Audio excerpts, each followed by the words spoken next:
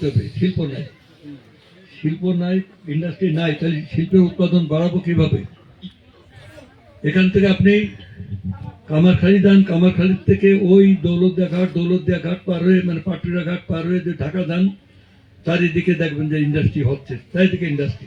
কুষ্টিয়ার দিকে, দিনাজপুরের দিকে ইন্ডাস্ট্রি চারিদিকে হয়ে যাচ্ছে। সীমাখালির থেকে যশোরের দিকে যান, ইন্ডাস্ট্রি হচ্ছে।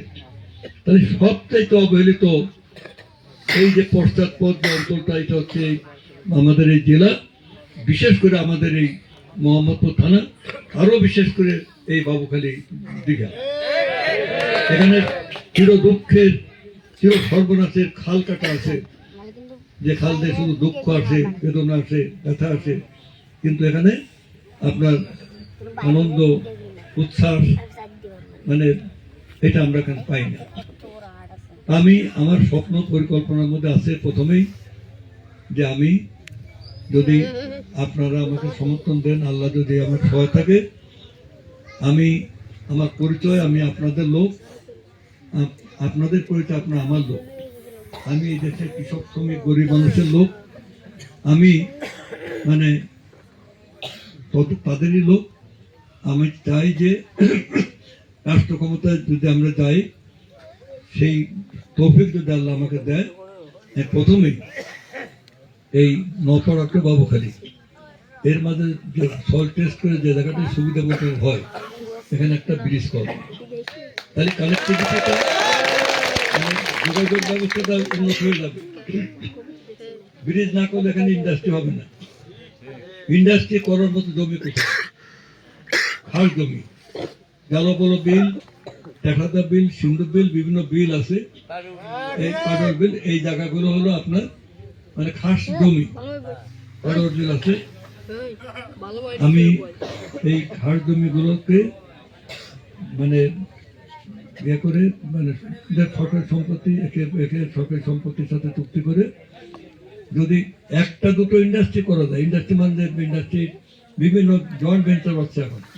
কোরিয়ানরা আসছে, বাংলাদেশি মানে উদ্যোক্তাদের সাথে মিলে, চায়নারা এখানে আসে, ওই ইন্ডিয়ানরাও আসে, বিভিন্ন দেশের লোক আসে, আপনার মানে ইয়েতে আসে, ইউরোপীয় ইউনিয়নেও অনেক আসে। কারণ এখান থেকে মংলা পোর্ট লোক আসে, এখানে র ম্যাটেরিয়ালস পার্ট এখানে ফ্রি পাওয়া যায়, এখানে শ্রমিক আছে অনেক।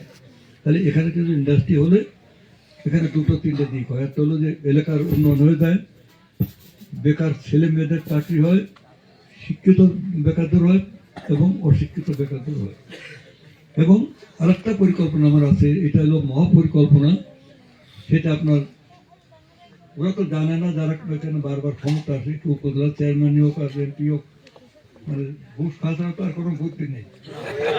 ওইটা ভালো, দেশের কথা ভাবারটা মানে কি করে ঘুষ খাতে হবে, কেউ টাকা হয়েছে। সেটা হলো ওয়ার্ল্ড ব্যাংকের সাহায্য নিয়ে নদী খনন প্রকল্প। এই মধুমতি নদী যে পর্যন্ত আমাদের সীমানা, ওখান থেকে যদি শেষ পর্যন্ত আমরা মধুমতি নদী খনন করতে পারি, নবগঙ্গা নদী যদি আমাদের নির্বাচনের কাছে, আর ওই শালিকার মধ্যে ফটকি নদী এবং চিত্রা নদী, এই নদী খননগুলো প্রকল্প নিলে আমরা হাজার হাজার মানুষের মানে কাজ করতে পারবো এবং নদীতে আবার নাব্যতা ফিরে আসবে। এবং সেখানে কিন্তু দেখবেন এই খাল বিলে পানি আসবে, বিলে পানি আসবে, সেখানে আপনার মানে আবার ফসল ফলবে, আবার কৃষক সেই মানে আনন্দ উচ্ছ্বাস নিয়ে মাঠে যাবে, আবার সেই জেলেরা জাল নিয়ে মাছ ধরতে যাবে এবং এখানে আবার লঞ্চ চলবে, নৌকা চলবে।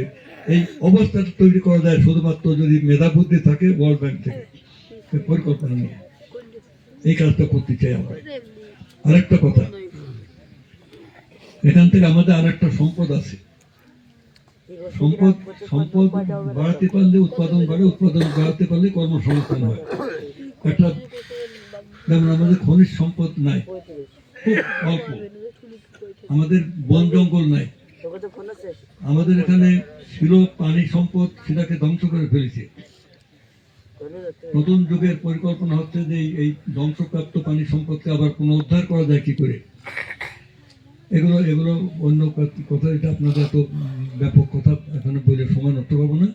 পরিকল্পনা আছে আমাদের দেশে। আপনার এই যে বড় সম্পদে মানব সম্পদ, মানে মানুষই সম্পদ, জনসম্পদ। এই যে মানুষ বেশি, এটা সম্পদে তার চীন প্রমাণ করেছে। চীনে ছিল আপনার মানুষ